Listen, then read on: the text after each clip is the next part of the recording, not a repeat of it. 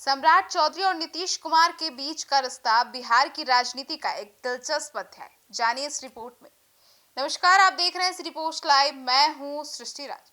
जहां टकराव, आरोप प्रत्यारोप और फिर अचानक विश्वास व साथ काम करने की स्थिति देखने को मिली। इस पूरी कहानी को समझने के लिए हमें पिछले कुछ वर्षों की राजनीतिक घटनाओं को भी क्रम से देखना होगा। बात करते हैं शुरुआती दौर की, तो विरोध और राजनीतिक दूरी। सम्राट चौधरी, जो बिहार में बीजेपी के प्रमुख नेताओं में से एक हैं, लंबे समय तक नीतीश कुमार के कट्टर विरोधी रहे हैं।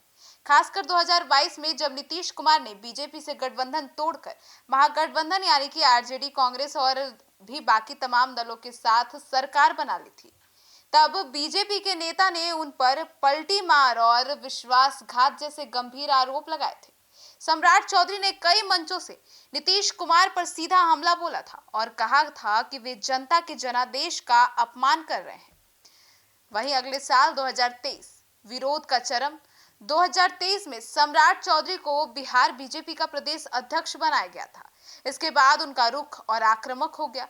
उन्होंने कई बार सार्वजनिक रूप से कहा था कि नीतीश कुमार को सत्ता से हटाना ही बीजेपी का लक्ष्य है।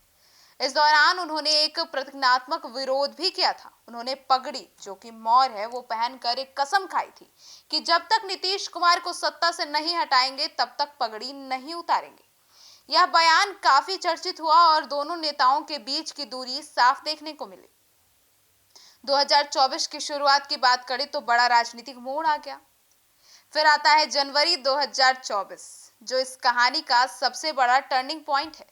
अचानक राजनीतिक समीकरण बदलते हैं। नीतीश कुमार ने महागठबंधन छोड़कर फिर से एनडीए यानी कि बीजेपी गठबंधन में वापसी कर ली। इसके पीछे कई कारण बताए जाते हैं। पहला, महागठबंधन में अंदरूनी मतभेद थे। दूसरा, आरजेडी के साथ तालमेल में दिक्कतें आने लगी। तीसरा, लोकसभा चुनाव 2024 को ध्यान में रखते हुए राजनीतिक फैसला लिया गया। चौथा, जब नीतीश कुमार एनडीए में लौटे तो बीजेपी ने भी व्यवहारिक राजनीति दिखाते हुए उन्हें फिर से मुख्यमंत्री पद पर स्वीकार कर लिया। अब सम्राट चौधरी का रुख कैसे बदला, इसकी बात करें तो यह सबसे बड़ा सवाल है कि जो नेता कल तक नीतीश कुमार के खिलाफ कसम खा रहे थे, वे अचानक कैसे साथ आ गए। सवाल भी है और कंफ्यूजन भी। अब इसका जवाब राजनीति के कंपल्सन और स्ट्रेटजी में छिपा है। पार्टी लाइन का पालन किया गया। जी हाँ, बीजेपी के शीर्ष नेतृत्व यानी कि दिल्ली हाईकमान का फैसला अंतिम होता है। जब एनडीए में नीतीश कुमार की वापसी तय हुई तो सम्राट चौधरी समेत सभी नेताओं को उसी लाइन पर चलना पड़ा। अब बड़ी रणनीति की बात करें तो 2024 लोकसभा चुनाव और 2025 बिहार विधानसभा चुनाव को ध्यान में रखते हुए बीजेपी और जेडीयू का साथ आना जरूरी माना गया। अकेले लड़ने के बजाय गठबंधन में चुनाव जीतने की संभावना ज्यादा थी। अब सत्ता संतुलन यानी कि पावर शेयरिंग की बात करें तो एनडीए सरकार बनने के बाद सम्राट चौधरी को उप मुख्यमंत्री बनाया गया। इससे यह संदेश गया कि बीजेपी को सत्ता में मजबूत हिस्सेदारी मिली है। अब विश्वास कैसे बना नीतीश कुमार और सम्राट चौधरी के बीच, इसकी बात करें तो क्योंकि इतने दिनों तक उन दोनों में काफी दूरियां थी। अब भले ही दिल्ली हाईकमान की तरफ से सम्राट चौधरी को पार्टी जो भी काम दे रही थी, जो भी उन्हें कार्य दे रही थी, वो संपन्न जरूर कर रहे थे, सारे टास्क पूरे कर रहे थे।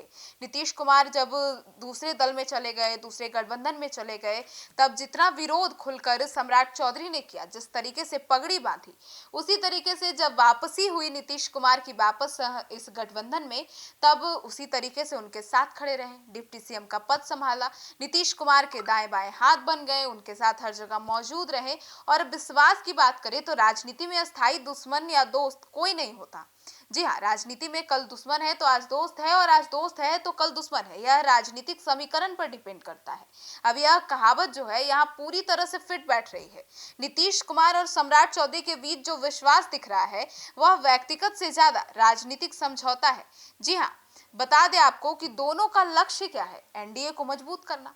बीजेपी का लक्ष्य क्या है? बिहार में पकड़ मजबूत करना। जेडीयू की लक्ष्य क्या है? सत्ता में बने रहना। अब इन साझा लक्ष्यों ने दोनों नेताओं को एक मंच पर लाकर खड़ा कर दिया। वर्तमान में स्थिति यह है कि अब नीतीश कुमार मुख्यमंत्री थे और सम्राट चौधरी उप मुख्यमंत्री के रूप में अहम भूमिका निभा रहे थे, लेकिन दोनों सार्वजनिक मंचों पर एक दूसरे के प्रति सकारात्मक बयान देते आए, क्योंकि यही राजनीतिक परिदृश्य है। अब सरकार चलाने और चुनावी रणनीति के साथ काम कर रहे थे। अब आगे ये जो हुआ, बिहार में आज सम्राट चौधरी ने सीएम पद के लिए शपथ ग्रहण किया। अब बिहार में समीकरण बदले। नीतीश कुमार ने सम्राट चौधरी पे ऐसा भरोसा दिखाया कि वे दिल्ली हाईकमान में अड़े रहे सम्राट चौधरी के नाम को लेकर। अब भविष्य की रणनीति की बात करें, जो निर्भर करेगी, तो 2025 बिहार विधानसभा चुनाव के परिणाम के बाद बिहार में सत्ता बिल्कुल बदल गई। बिहार की जो राजनीतिक समीकरण है, जो जनता के बीच राजनीति करने की जो कार्य है, वो पूरी तरह से बदल गई। एनडीए के अंदर सीट शेयरिंग और नेतृत्व का सवाल भी जो था, वो भी बिल्कुल सुलझा हुआ है। अब दोबारा बिहार में मंत्रिमंडल का विस्तार होने जा रहा है। बिहार में 2025 बिहार विधानसभा चुनाव के बाद फिर से दूसरी बार मुख्यमंत्री पद के लिए सम्राट चौधरी ने शपथ ग्रहण किया। पहली बार नीतीश कुमार जी जो है, पूर्व मुख्यमंत्री नीतीश कुमार जी ने शपथ ग्रहण किया था 2025 बिहार विधानसभा के बाद। अब अगर गठबंधन मजबूत रहता है तो दोनों नेताओं के बीच यह विश्वास बना रहेगा, लेकिन अगर राजनीतिक समीकरण बदलते हैं तो फिर से टकराव भी संभव है। अब आपको बता दें कि जिस तरीके से सम्राट चौधरी और नीतीश कुमार के बीच यह जो टकराव, फिर विश्वास सामने आया, और यह कहीं ना कहीं सम्राट चौधरी को बिहार के मुख्यमंत्री बनाकर दिखाना, यह उसी टकराव और उसके बाद बने विश्वास का ही परिणाम है। हमने आपको बताया कि यह जो विश्वास है, यह अभी व्यक्तिगत से ज्यादा राजनीतिक है, और राजनीति में यही विश्वास की जरूरत थी। तो इसलिए कहीं ना कहीं परिस्थितियां ऐसी थी कि नीतीश कुमार को सम्राट चौधरी पर विश्वास जताना पड़ा, और नीतीश कुमार जो कोयरी कुर्मी समीकरण के साथ अपने वोट बैंक को मजबूत रखना चाह रहे हैं, अब इसी वोट बैंक के साथ उन्होंने सम्राट चौधरी, जो कि इस पूरे समीकरण पर बिल्कुल फिट बैठते हैं, उनके नाम पर मोहर लगा दी। और सम्राट चौधरी जो किसी जमाने में उनके दाएं हाथ या बाएं हाथ एज अ डिप्टी सीएम उनके साथ घुमा करते थे, आज उन्हें नीतीश कुमार ने अपने बाद अपने उत्तराधिकारी के तौर पर बिहार की राजगद्दी पर उन्हें विराजमान बना दिया। सम्राट चौधरी को बिहार का सम्राट बना दिया। अब बिहार में कहानी ऐसी है कि बीजेपी ने सम्राट चौधरी पर मुहर लगाने से हिचकिचाई, पर नीतीश कुमार लगातार सम्राट चौधरी के नाम पर ही अड़े रहे, और अंततः नीतीश कुमार की बात को मानना पड़ा, क्योंकि बिहार में नीतीश कुमार कम नेताओं और कम विधायकों वाली पार्टी बिल्कुल नहीं है उनकी। नीतीश कुमार अच्छे से जानते हैं कि बिहार की राजनीति में किस समीकरण को किस तरीके से फिट बिठाना है। 21 सालों तक बिहार की सीएम की गद्दी पर नीतीश कुमार बैठे हैं, और उन्हें राजनीतिक अनुभव कई ज्यादा है, और इसी अनुभव के साथ उन्होंने बिहार में नए समीकरण को जन्म दिया है। बिहार को नए सीएम दिए हैं, और बिहार में नए सीएम के रूप में सम्राट चौधरी को पेश किया है। अब देखना होगा कि बिहार के सम्राट चौधरी आगे क्या करते हैं, और बिहार को किस दिशा में लेकर जाते हैं, और क्या सम्राट चौधरी अब इस पद को संभालने के बाद बिहार में कुछ नया बदलाव कर सकते हैं, नई रणनीति ला सकते हैं, लोगों के लिए नई परियोजनाएं ला सकते हैं। क्या करेंगे, यह देखना काफी दिलचस्प होगा।